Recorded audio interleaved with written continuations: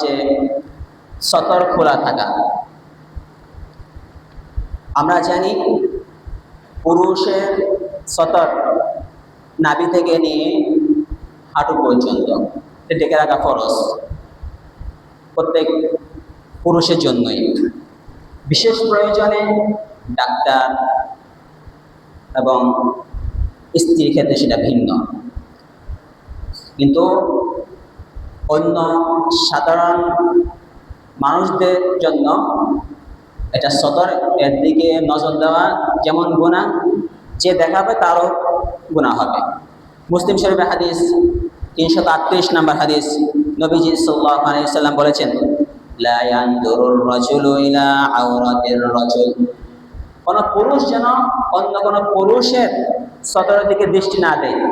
ওয়ালাল মারআতু ইলা আওরাতিল মারআ, কোন মহিলাও যেন মহিলার সতরের দিকে দৃষ্টি না দেয়। ওয়ালা ইউবদির রাজুলু ইলার রাজুলি ফি তাওবিন ওয়াহিদিন, দুজন পুরুষ একত্রে এক বিছানার নিচে, এক চাদর নিচে, এক কম্বল নিচে যেন না থাকে, এটা নবী সাল্লাল্লাহু আলাইহি ওয়াসাল্লাম বলেছেন। এবং দুজন মহিলাও যেন কি এক চাদর নিচে, এক কম্বল নিচে না থাকে। সম্মানিত হাজিরিন, এখানে যে বিষয়টা আলোচ্য অংশ আমার, সেটা হচ্ছে কোন পুরুষ যেন অন্য কোন পুরুষের সতরের দিকে দৃষ্টি না দেয়।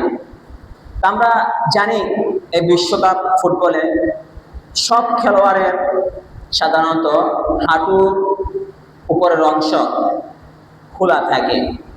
এখন আমাদের অনিচ্ছা সত্ত্বেও আমরা যারা দর্শক আছি, তাদের সেই অংশ থেকে আমাদের দৃষ্টি চলে যায়।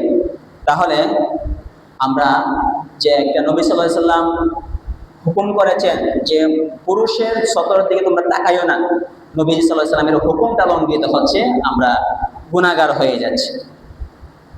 আরেকটা বিষয়, অশ্লীলতা ও নাচ গান এই বিশ্বকাপ এর মাধ্যমে, খেলার মাধ্যমে প্রচার করা হয়।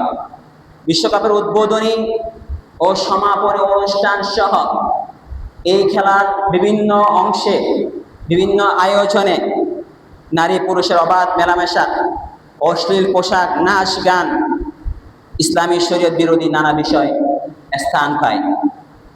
টেলিভিশনের পর্দায় অর্ধউলঙ্গ নারীদের নাচ দর্শকদের বাধ্য হয়ে দেখতে হয়, যারা এখানে দর্শক আছে, এবং বাধ্য হয়ে গান শুনতে হয়। সহিহুল বুখারী 6243 নম্বর হাদিসে নবী সাল্লাল্লাহু আলাইহি ওয়াসাল্লাম বলেছেন, আল আইনান তাসনিয়ান, চোখও জেনা করে, ওয়া জিনাহুমা নাদর, চোখের জেনা হচ্ছে দৃষ্টি দেওয়া। জেনা এটা কবিরা গুনাহ। আপনি খেলা দেখতেছেন, অনিচ্ছা সত্ত্বেও আপনার কবিরা গুনাহ হয়ে যাচ্ছে, কেননা পর্দার মধ্যে অর্ধ উলঙ্গ নারীরা চলে আসছে এবং আপনাকে দেখতে হচ্ছে। সম্মানিত হাজিরিন, আরেকটা বিষয় হচ্ছে সময়ের অপচয়। মহামূল্যবান অমূল্য সম্পদ এই সময়। প্রতিদিন 90 থেকে 100 মিনিটের একটি খেলা থাকে। কি রাত কি দিন, মানুষ যেন দুনিয়া আখিরাতের সমস্ত দায়িত্ব ভুলে গিয়েছে। দুনিয়া আখিরাতের সমস্ত দায়িত্ব এক পাশে ছেড়ে এই খেলা নিয়ে উন্মাদনায় মেতে উঠেছে। খেলার আগে পরে ঘন্টার পর ঘন্টা চুল ছেঁড়া বিশ্লেষণ, তর্ক বিতর্ক এবং মারামারি তো আছেই। সম্মানিত হাজিরিন, সময়ের এই নির্মম অপচয় কোনো সচেতন মুমিন করতে পারে না।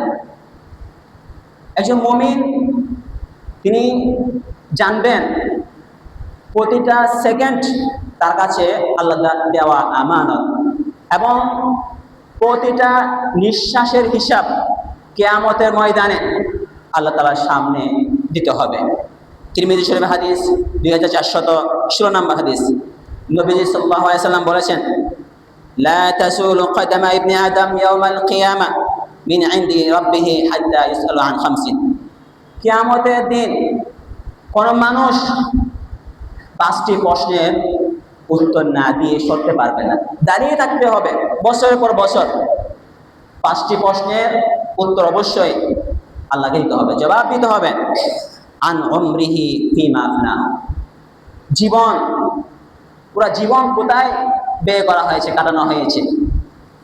ওয়ান শাবাবিহি ফিমা আবলা, বিশেষ করে যৌবনকালের ব্যাপারে আল্লাহ তাআলা প্রশ্ন করবেন, যৌবনকাল কোথায় ব্যয় করা হয়েছে। ওয়া মালিহি মিন আইনা ইকতাসাবাহু, এবং সম্পদ, টাকা পয়সা কিভাবে উপার্জন করা হয়েছে, হালাল ভাবে নাকি হারাম ভাবে। সম্পদ, টাকা পয়সা কিভাবে উপার্জন করা হয়েছে এটারও জবাব দিতে হবে। ওয়াফিমা আনফাকাহু, এবং এই টাকা পয়সা সম্পদ কোথায় ব্যয় করা হয়েছে।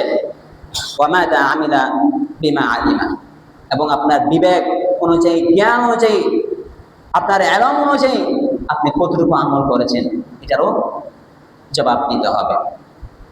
সম্মানিত হাজিরিন, একবার চোখ বন্ধ করে ভাবুন, কিয়ামতের দিন যখন আল্লাহ তাআলা জিজ্ঞাসা করবেন তোমার জীবনের ওই মূল্যবান রাতগুলো তুমি কোথায় কাটিয়েছিলে, তখন কি আমরা বলতে পারবো আমার প্রিয় দলের খেলা দেখে দেখে আমরা রাত কাটিয়েছিলাম? এ কথা বলার মুখ থাকবে না তখন। সম্মানিত হাজিরিন, আরেকটা বিষয় এখানে রয়েছে, বিশ্বকাপ ফুটবলকে কেন্দ্র করে কাফের বেঈমানদের প্রতি অগাধ প্রেম ভালোবাসা প্রকাশ করা হয়। বড়ই আফসোস ও পরিতাপের বিষয় যে কাফের ইসলামী বিদ্বেষী শক্তিগুলো মুসলমানদের রক্ত নিয়ে হোলি খেলা খায়, আমাদের মা বোনদের ইজ্জত নষ্ট করে, কোরআন এবং নবী সাল্লাল্লাহু আলাইহি সাল্লামকে নিয়ে উপহাস করে। আমরা তাদেরকে সবচেয়ে আপন ভাবছি, তাদের নামের জার্সি গায়ে দিচ্ছি এবং তাদের ছবি, তাদের পতাকা আমাদের ঘরে টাঙিয়ে রাখছি। তাদের প্রতি আমাদের হৃদয়ের নিরেট যে ভালোবাসা সেটা প্রকাশ করছি। আল্লাহ তাআলা সূরা মুজাদালার 22 নম্বর আয়াতে ইরশাদ করেছেন, লা তাজিদু কওমান ইউমিনুনা বিল্লাহি ওয়াল ইয়াউমিল আখির ওয়ায়ুদুনা মান হাদ্দাল্লাহা ওয়া রাসূলাহু। আল্লাহ তাআলা নবীজি সাল্লাল্লাহু আলাইহি সাল্লামকে বলেন, হে নবী, প্রকৃত মুমিন যারা আছে তাদেরকে আপনি এমন পাবেন না যে যারা আল্লাহ এবং আল্লাহর রাসূলের বিরুদ্ধে যায় তাদের সাথে গভীর সম্পর্ক রাখে, তাদের সাথে ভালোবাসা রাখে। অর্থাৎ অমুসলিম যারা আছে তাদের সাথে প্রকৃত মুমিন কখনো ভালোবাসা স্থাপন করতে পারে না, এটা মুমিনের সাথে যায় না। প্রিয় উপস্থিতি, নিজের কষ্টার্জিত অর্থ ব্যয় করে বিশাল আকৃতির পতাকা বানিয়ে বিল্ডিংয়ের ছাদে ও দোকানে ওড়ানো হয়, অথচ বাংলাদেশের জাতীয় পতাকা বিধিমালা অনুযায়ী সাধারণ নাগরিকদের জন্য বিদেশি পতাকা টাঙানো নিষিদ্ধ এবং দণ্ডনীয় অপরাধ।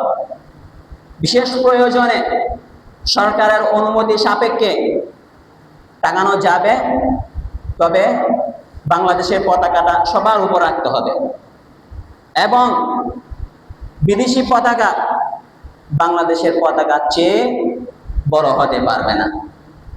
এই খেলাকে সামনে রেখে আমাদের দেশীয় আইনের ন্যূনতম তোয়াক্কা করা হচ্ছে না এবং সরকারও এটা এই আইন লঙ্ঘনের জন্য কার্যকরী কোনো পদক্ষেপ নিচ্ছে না। সম্মানিত হাজিরিন, আজ আমরা অনেকেই বিদেশি পতাকা উড়িয়ে আনন্দ গর্ব বোধ করি, কিন্তু আমাদের গর্ব বোধ হওয়া উচিত ছিল লা ইলাহা ইল্লাল্লাহ মুহাম্মাদুর রাসূলুল্লাহ এই পতাকা নিয়ে, এই কালিমার পতাকা নিয়ে আমাদের গর্ব করা উচিত ছিল। একজন মুসলিম হিসাবে আমাদের স্বপ্ন হওয়ার কথা ছিল পুরা পৃথিবীতে দিন প্রতিষ্ঠা করা, পুরা পৃথিবীতে কালিমার পতাকা, তাওহীদের পতাকা সমুন্নত রাখা। কারণ আমরা তো সেই বীর সাহাবীদের উত্তরসূরি স্মরণ করুন। ওহুদের প্রান্তরের কথা, সেই হৃদয় বিদারক দৃশ্য। ইসলামের প্রথম দাঈ বীর সাহাবী হযরত মুসআব ইবনে উমাইর রাদিয়াল্লাহু তাআলা আনহুর হাতে উহুদ যুদ্ধের সময় তাওহীদের পতাকা ছিল, মুসলিম বাহিনীর পতাকা ছিল। কাফিরদের তীর ও তলোয়ারের আঘাতে তার শরীর ঝাঁঝরা হয়ে যাচ্ছিল। ওয়ালাকিন্নাহু লাম ইয়াতরুকির রায়া, তারপরও মুসআব ইবনে উমাইর রাদিয়াল্লাহু তাআলা আনহু ইসলামের পতাকাকে ফেলে দেননি। এক পর্যায়ে কাফিরদের তরবারির আঘাতে ডান হাত কেটে ফেলা হলো, তিনি বাম হাতে পতাকাটা নিলেন। এরপরে আরেকবার আঘাতে ফাকুতিয়াত ইয়াদুহুল ইউসরা, মুসআব ইবনে উমাইরের বাম হাত কেটে ফেলা হলো। তারপর কি করলেন? তিনি বাহু দুই অংশ দিয়ে ইসলামের পতাকাকে বুকের সাথে জড়িয়ে ধরলেন এবং শেষ পর্যন্ত আরেকটা তীর বিদ্ধ হয়ে ফানালা শাহাদা বিসাবিলিল্লাহ, তিনি আল্লাহ তাআলার রাস্তায় শহীদ হয়ে গেলেন। আল্লাহু আকবার। মৃত্যু পর্যন্ত তিনি ইসলামের এই পতাকাকে সমুন্নত রাখার জন্য তিনি চেষ্টা করেছিলেন। এটাই ছিল সম্মানিত হাজিরিন সাহাবে কেরামের ঈমান, ইসলামের পতাকার প্রতি, ইসলামের প্রতি সাহাবীদের ভালোবাসা। আজ আমরা কোথায় দাঁড়িয়ে আছি? আমরা কোন পতাকার প্রতি ভালোবাসা দিচ্ছি? চিন্তার বিষয়। সম্মানিত হাজিরিন, এই খেলার মধ্যে আরেকটা হারাম বিষয় সম্পৃক্ত, সেটা হচ্ছে মানত করে ফেলা। নিজ দলের প্রতি ভালোবাসা প্রদর্শন করতে গিয়ে অনেকে মানত করে ফেলে যে আমার দলটা জিতলে আমি এত টাকা দিব, আমি বিরিয়ানি খাওয়াবো, বা এটা করবো, একটা মানত করে ফেলে। নাউজুবিল্লাহ মিন যালিক। আমাদের জানা থাকা দরকার, কোনো গুনাহের কাজে যদি মানত করে, এটা তো জায়েজ নেই, হারাম, উপরন্তু তার উপর কাফারা ওয়াজিব। তিরমিজি শরীফ হাদিস 1524 নম্বর হাদিস, নবীজি সাল্লাল্লাহু আলাইহি ওয়াসাল্লাম বলেছেন, লা নাযরা ফিল মাসিয়া, গুনাহের ক্ষেত্রে কোনো ধরনের মানত করা জায়েজ নেই, হারাম। ওয়া কাফারাতু কাফারাতু ইয়ামিন, কেউ যদি গুনাহের কাজে মানত করে, মানত ভঙ্গ করতে হবে না, মানত করলে তার উপর কসম ভঙ্গ করলে যে কাফারা দিতে হবে সেই কাফারাটা দেওয়া ওয়াজিব। সূরা এবং কসমের কাফারাটা কি? সূরা মাইদার 89 নম্বর আয়াত আল্লাহ তাআলা ইরশাদ করেছেন, ফাকাফারাতুহু ইতআমু 10 মাসাকিন মিন আওসাতি মা তুতঈমুনা আহলিকুম।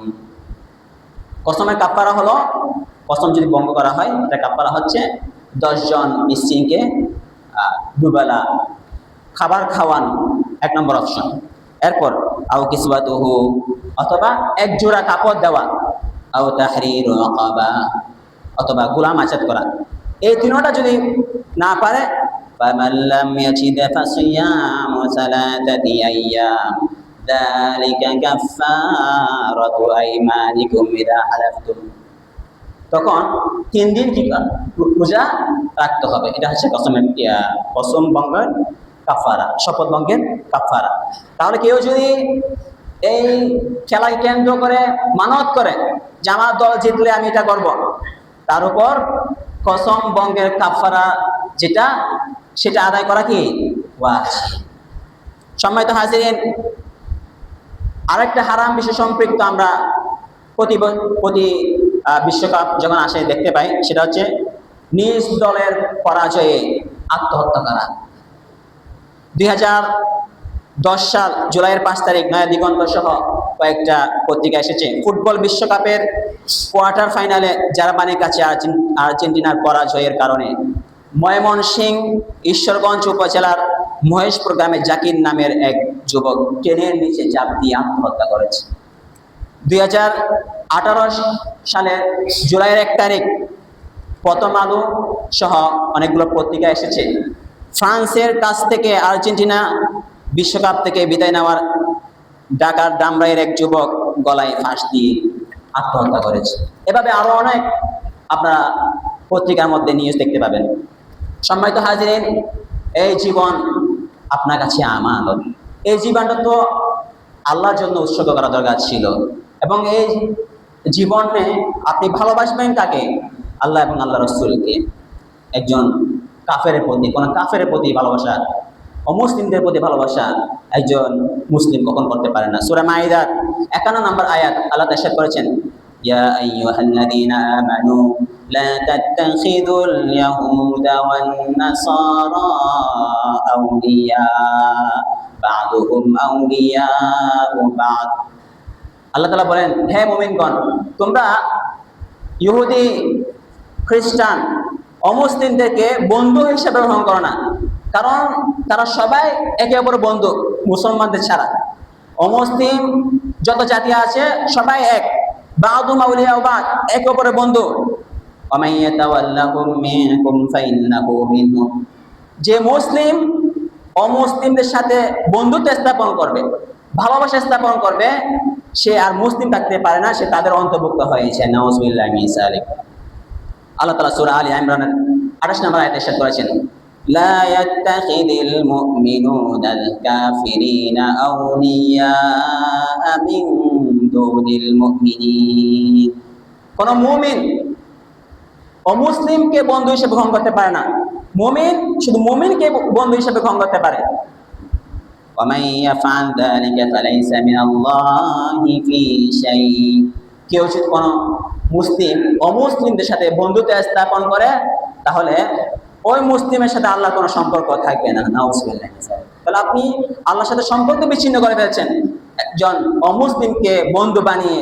হ্যাঁ, তাদের সাথে লেনদেন করতে পারবেন, তাদের অধিকার তাদেরকে অবশ্যই দিতে হবে, কিন্তু আপনি মনে প্রাণে ভালোবাসা তাদেরকে দিতে পারেন না।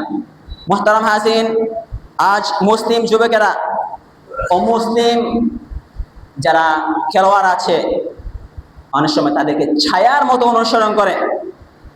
নবীজির স্টাইলে চুল না কেটে তাদের স্টাইলে চুল কাটে। আল্লাহ তাআলা ইরশাদ করেছেন, ওয়ালা তুতিল কাফিরিনা ওয়াল মুনাফিকিন। তোমরা কাফের এবং মুনাফিকদের অনুসরণ করো না, তাদেরকে ছায়ার মতো অনুসরণ করো না।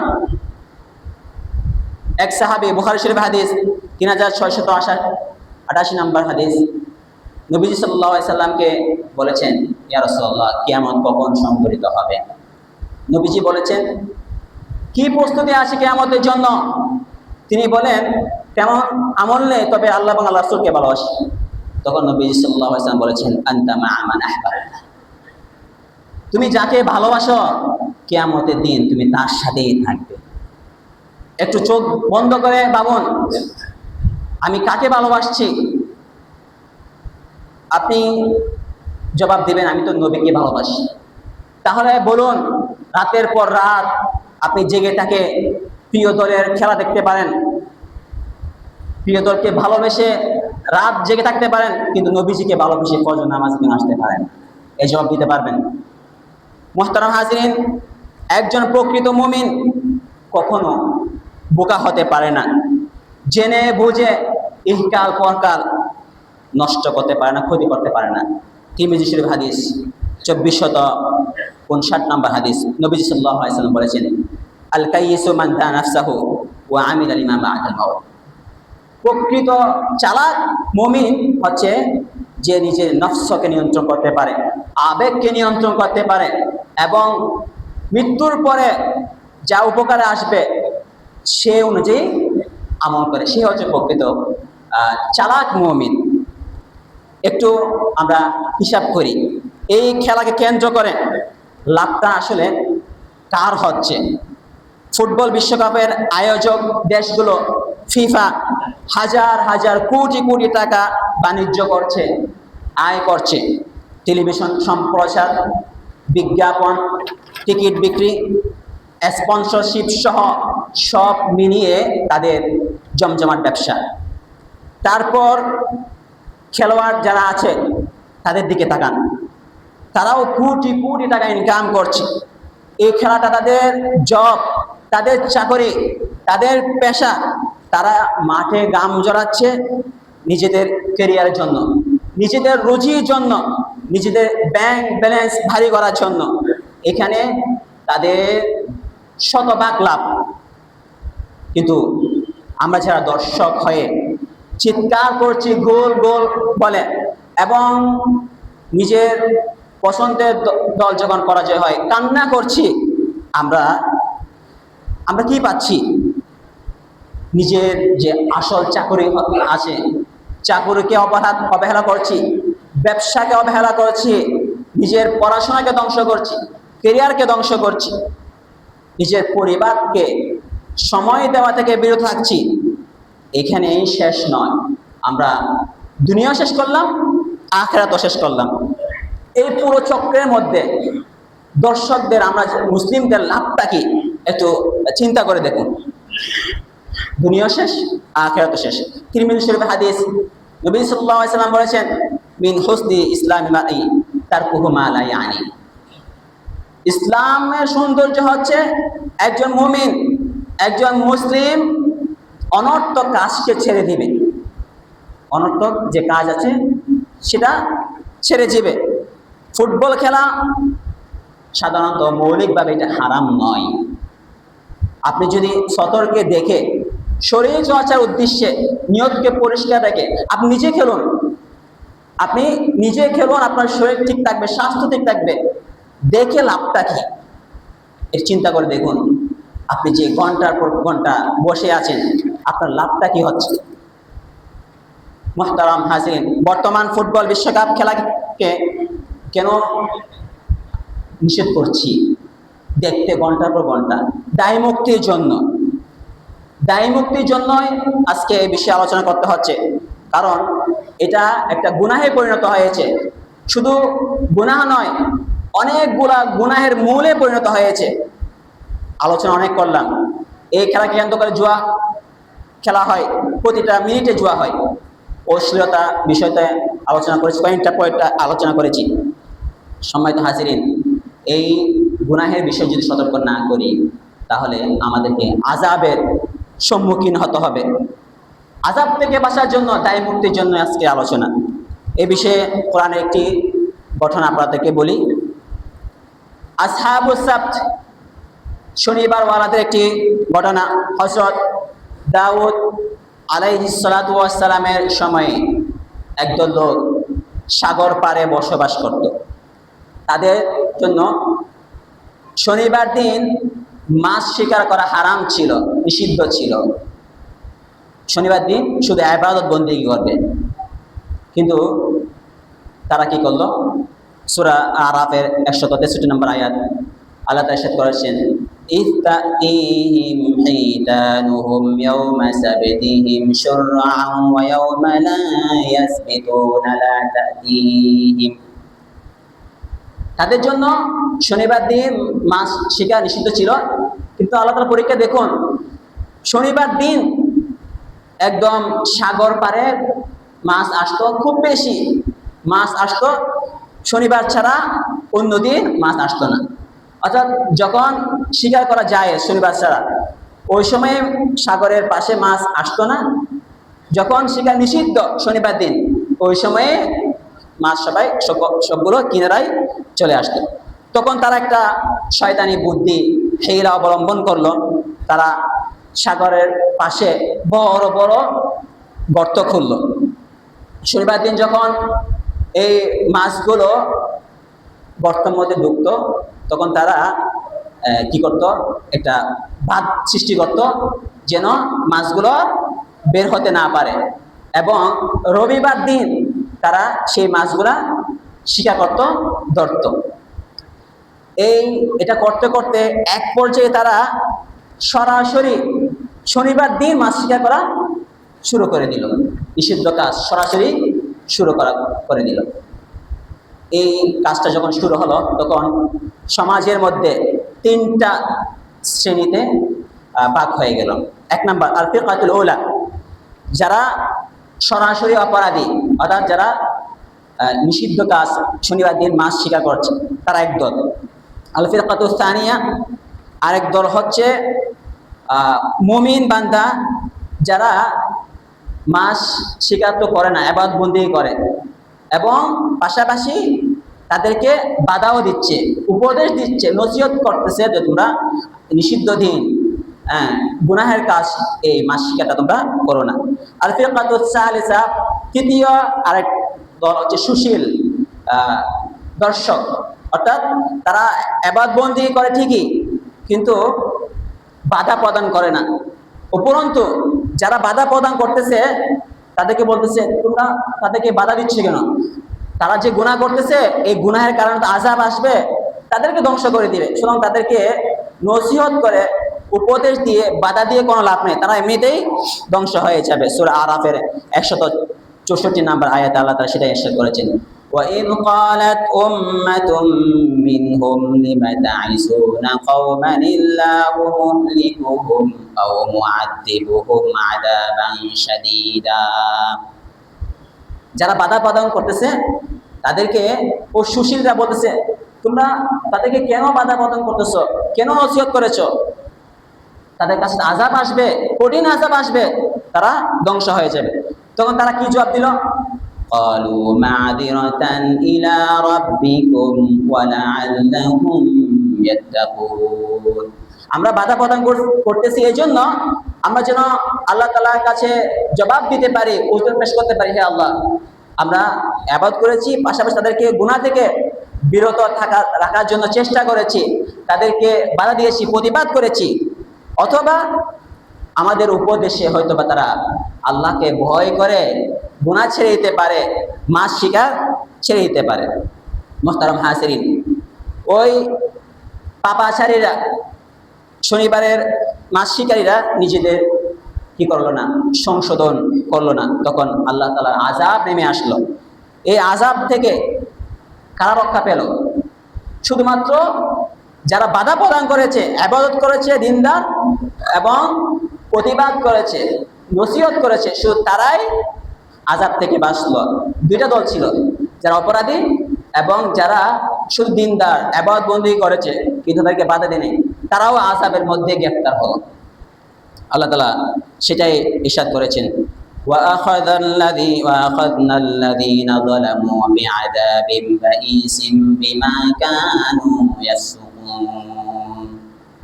আমি ওই জালেমদেরকে পাকড়াও করেছি, যারা এই পাপাচার করেছে, শনিবার দিন মাছ ধরেছে, তাদেরকে বিআযাব বাইস, নিকৃষ্ট আযাবে পাকড়াও করেছি। এই আযাবটা কি তাদেরকে প্রথমে সতর্কতামূলক খোদায় রেখেছে, দুর্ভিক্ষ দিয়েছে, পিপাসায় রেখেছে, অনেক কষ্টের মাধ্যমে তাদেরকে সতর্ক করেছেন আল্লাহ তাআলা। যখন তারা নিজেদেরকে সংশোধন করলো না, তখন আল্লাহ তাআলা ভয়াবহ এর চেয়ে মারাত্মক আযাব দিলেন। ফালাম্মা আতাউ আম্মা নুহু আনহু কুলনা লাহুম কুনু কিরাদাতান খাসিন। দ্বিতীয় পর্যায়ে আযাব হচ্ছে তাদেরকে আল্লাহ তাআলা বানরে পরিণত করলেন, নাউযুবিল্লাহ। তারা বানরে পরিণত হয়েছে, 3 দিন পর তারা সবাই ধ্বংস হয়ে গিয়েছে, মারা গিয়েছে।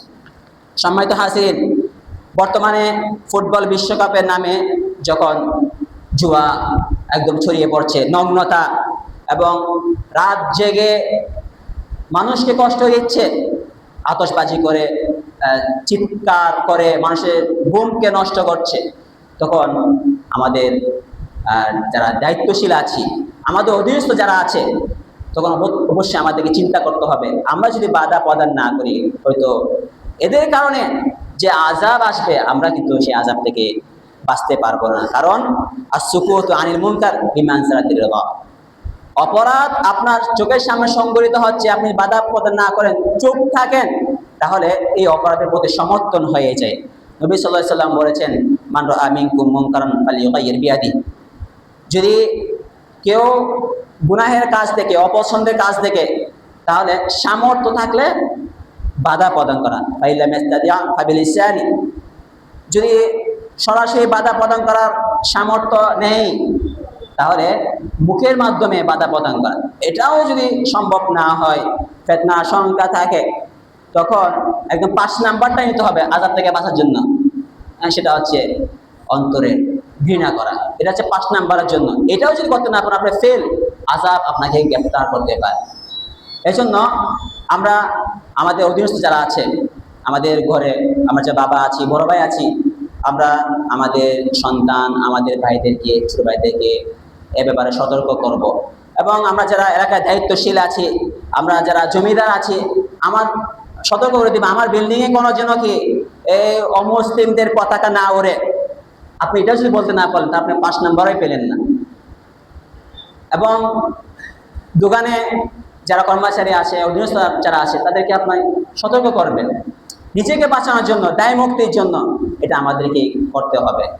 সম্মানিত হাজিরিন, যে সময়টাতে খেলা দেখা হয়, ওই সময়টা যদি আমরা ইবাদত বন্দেগী কাটাতাম এবং যুব সমাজ যদি সারা বিশ্বে ইসলাম প্রতিষ্ঠার জন্য চেষ্টা করত, তাহলে সহজেই ইসলাম কায়েম হয়ে যেত। এজন্য আল্লাহ তাআলা আমাদেরকে এই খেলার উন্মাদনা থেকে আমাদেরকে হেফাজত করুন, আমাদের যুব সমাজকে রক্ষা করুন। ওয়া আখিরু দাওয়ানা আনিল হামদুলিল্লাহি রাব্বিল আলামিন।